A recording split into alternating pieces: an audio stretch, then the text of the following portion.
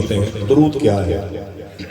درود شریف کیا ہے؟ سنیں آپ، حدیث شریف میں کہ آقا کریم صلی اللہ تعالیٰ علیہ وسلم اپنی امت کے لوگوں کا میدان محشر میں نام لے کے بلائیں گے،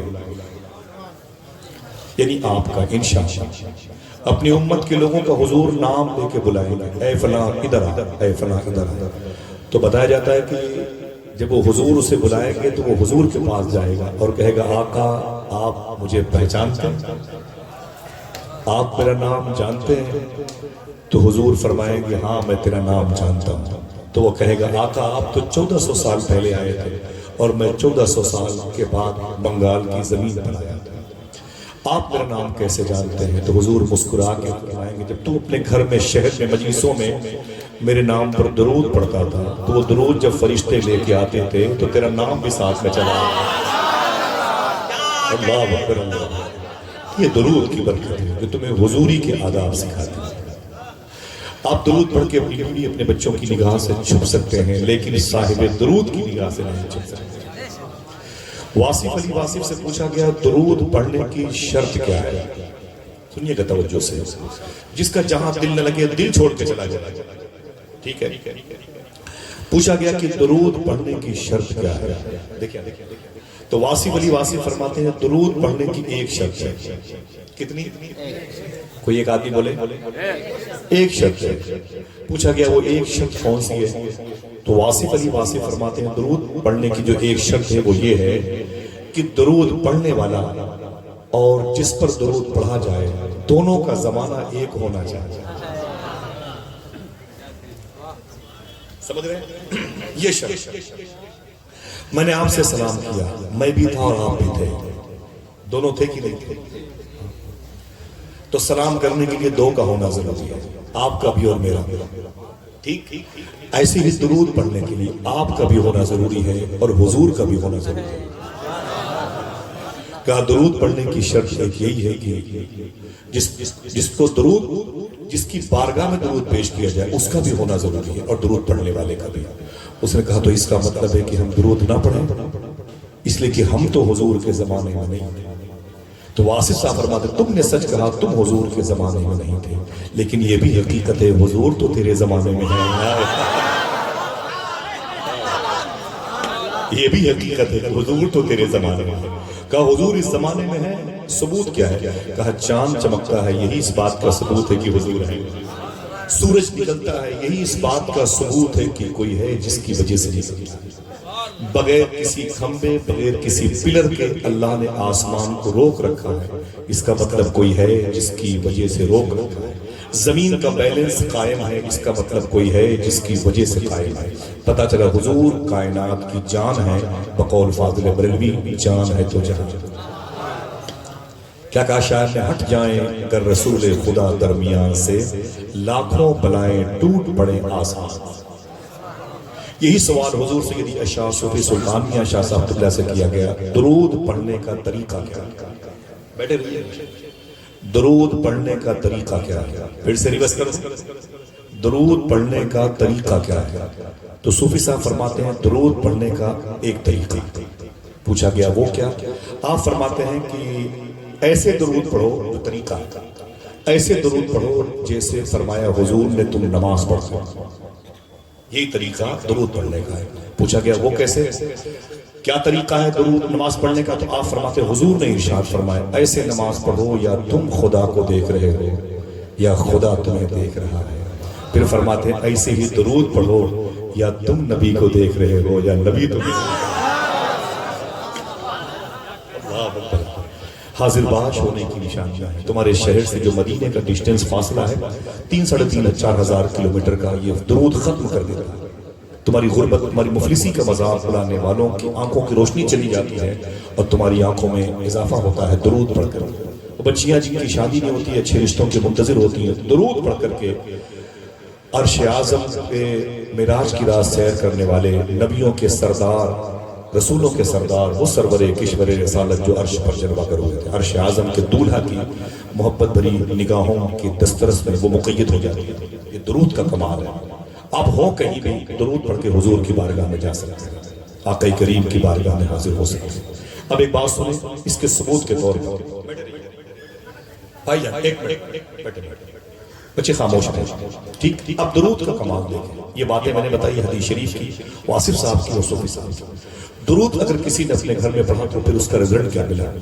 ایک عاشق ہے، غریب ہے، اس کا کاروبار بہت چھوٹا سا ہے، کپڑوں کا کاروبار کرتا ہے، چھوٹا سا کاروبار کپڑے کا، لیکن اس کے اندر ایک صفت ہے، خوبی ہے. وہ کیا؟ جب وہ کپڑا اپنے سر پہ گٹھر لے کے چلتا تھا تو درود پڑھتے ہوئے جاتا تھا. کوئی پوچھتا کیا بیچتے ہو تو پہلے درود پڑھتا تھا، پھر بتاتا تھا کہ کپڑے بیچتے ہیں. قیمت کتنی ہے تو درود پڑھ کے اس کی قیمت بتاتا تھا. جب پیسوں کا لین دین ہوتا درود پڑھ کے ہوتا، کپڑے کو تہہ کرتا سمیٹتا تو درود پڑھ کر کے، واپس گھر آتا تو درود پڑھ کے واپس آتا. سونے سے پہلے بستر پر حضور کو یاد کر کے سوتا تھا، درود پڑھ کے سوتا تھا. اٹھنے کے بعد وضو کر کے حضور پر درود پڑھتا تھا. ایسے ہی ماہوں سال مہینے شب گزرتے رہے. وہ کہتا ہے کہ ایک دن میں اپنے گھر میں سو رہا تھا، درود پڑھ کے سویا تو میرے خواب میں حضور تشریف لائے. صرف اتنا مجھے بتا دیں کہ حضور آ سکتے ہیں کہ نہیں؟ جس کا عقیدہ ہے ذرا زور سے بولے، آ سکتے ہیں کہ نہیں؟ آ سکتے ہیں. تبھی تو آپ نے دعا مانگی ہے، سنا ہے آپ ہر عاشق کے گھر تشریف لاتے ہیں. میرے گھر میں بھی ہو جائے چراغاں، اونچی بولے میرے بھی گھر میں ہو جائے چراغاں یا رسول اللہ. لیکن افسوس یہ ہے کہ ہم موبائل کے سہارے سے سوتے ہیں. رات کے 1 بجے بیوی کے کمرے سے، بہو کے کمرے سے، بیٹے کے کمرے سے، بیٹیوں کے کمرے سے گانے بجانے کی آواز آتی ہے. باپ نے مسجد میں دعا مانگی ہے، سنا ہے آپ ہر عاشق کے گھر تشریف لاتے ہیں. میرے بھی گھر میں ہو جائے چراغاں یا رسول اللہ. حضور اپنی امت کے گھروں میں آنا چاہتے ہیں لیکن دروازے ہم نے خود بند کر رکھے. صوفی صاحب فرماتے ہیں کہ تمہارے ہاتھوں میں موبائل رہتا ہے، رات کے 2 بجے 3 بجے تک تم موبائل کی اسکرین پر فلمیں، ناچ گانے دیکھتے رہتے ہو، حضور کو یاد بھی نہیں کرتے. انگلیاں تھک جاتی ہیں، موبائل گر جاتا ہے، تم سو جاتے ہو. صوفی صاحب کہتے ہیں تم تو سو جاتے ہو لیکن رات پر مدینے والے آقا تیرے درود کا انتظار کرتے ہیں. سمجھ رہے ہیں آپ؟ وہ کہتا ہے کہ میرے خواب میں حضور تشریف لائے. ذرا محبت سے کہتے ہیں سبحان اللہ. بغیر دیکھے درود پڑھتا تھا، اب تو دیکھ لیا تو خاموش کیسے رہتے. کہتا ہے اب دیکھا تو حضور کو تو درود یاد آیا. حضور کی پیشانی دیکھی، حضور کے لب دیکھے، حضور کے رخسار دیکھے، حضور کا ذقن مبارک، حضور کی چشم نور دیکھی، سماعت نور دیکھی، زلف اختر دیکھی. سبحان اللہ. تیرا حسن میری نگاہ میں بخدا خدا کی کتاب ہے، تیری بندگی تو الگ رہی، تجھے دیکھنا بھی سوال. وہ کہتا حضور کو دیکھا تو میں دنگ رہ گیا، میں درود پڑھنے لگا. جب میں نے درود پڑھنا شروع کیا تو حضور نے کیا کیا، دیکھنا کتنے لوگ سبحان اللہ کہتے ہیں. وہ کہتا حضور نے اپنے دونوں ہاتھوں کو آگے بڑھایا، مبارک ہاتھوں کو آگے بڑھا کر کے میرے بازوؤں کو پکڑا اور پکڑ کے اپنی طرف کھینچتے ہوئے حضور نے ارشاد فرمایا، اے میرے عاشق، میں تیرے ان ہونٹوں کو چومنا چاہتا ہوں جن ہونٹوں سے تو مجھ پہ درود پڑھا کرتا ہے. دوستو یہ عمر شریف کے ڈرامے نہیں ہیں کہ آپ کی تفریح تباہ کا کوئی اس میں سامان ہوگا، لیکن قلبی واردات کو منقلب کرنے کے لیے باتیں ہیں. نہیں سمجھ میں آئیں گی پھر بھی آپ کو اس کا ذکر لذتیں عطا کرے گا، آپ کو مٹھاس کا احساس ہوگا. سمجھ رہے ہیں؟ نہیں سمجھ میں آئے گی پھر بھی بیٹھے رہیے گا تھوڑی دیر کے لیے. حضور نے کیا فرمایا، میں تیرے ان ہونٹوں کو چومنا چاہتا ہوں جن ہونٹوں سے تو مجھ پر درود پڑھتا ہے. وہ کہتا ہے میں کانپنے لگا. میں نے کہا نا نا نا حضور، میرے ہونٹ بڑے گندے ہیں، میرے ہونٹ ناپاک ہیں اور آپ کے نوری ہونٹ ہیں، آپ کے کافوری ہونٹ ہیں. اگر کبھی حضور کا کرم ہو جائے، حضور نظر آ جائے تو پھر اعلیٰ حضرت سے اجازت لے کے یہ کہہ دینا، پتلی پتلی گلے قدس کی پتلیاں ان لبوں کی نزاکت دلا. ہاں وہ کہتا ہے کہ حضور کو دیکھا تو میں کانپنے لگا. میں نے کہا نا نا حضور میرے ہونٹوں کو نہ چومیں. میرے آقا فرماتے نہیں میں تیرے ہونٹوں کو چومنا چاہتا ہوں. وہ کہتا ہے میں کانپنے لگا. میں نے کہا جبریل کو جگانا ہوا تو انہوں نے اپنی پیشانی آپ کے تلوے سے مس کی تھی. آپ کا اتنا بڑا مرتبہ ہے. میرے گناہگار ہونٹوں کو آپ نہ چومیں. حضور فرماتے نا نا میں تیرے ہونٹوں کو چوموں گا. وہ کہتا ہے مجھے لگا کہ اب بس بس بس حضور کے دونوں ہونٹ میرے ہونٹ سے لگ جائے. مجھے لگا اب حضور میرے ہونٹوں کو چوم لیں گے تو میں نے اپنا چہرہ گھما لیا. جب میں نے اپنا چہرہ گھما لیا تو حضور کے دونوں ہونٹ میرے گال پہ چپک گئے. جب گال پہ چپک گئے تو ٹھنڈک محسوس ہوئی. جب ٹھنڈک محسوس ہوئی تو میری نیند کھل گئی. نیند سے بیدار ہو گیا, جاگا. حضور خواب میں تھے, جاگا تو میں نے کیا دیکھا, میری جھوپڑی مہک رہی ہے. آپ جب خوشبودار سن کے ہو سکتے ہیں تو وہ خوشبودار دیکھ کے کیوں نہیں ہو سکتے؟ سمجھ رہے ہیں؟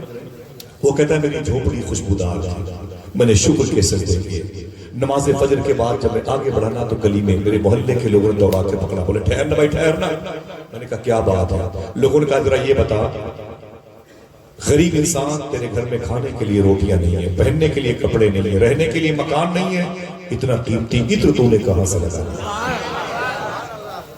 اس نے کہا میں نے کوئی عطر نہیں لگایا. کہا پھر یہ جو خوشبو تیرے بدن سے آ رہی ہے, اس نے رو کے کہا جو خوشبو میرے بدن سے آ رہی ہے یہ میرے بدن کی خوشبو نہیں ہے, تو حضور کے بدن کی خوشبو میرے بدن سے آ رہی ہے. کہا تجھے کیسے مل گئی؟ کہا درود پڑھنے کی وجہ سے.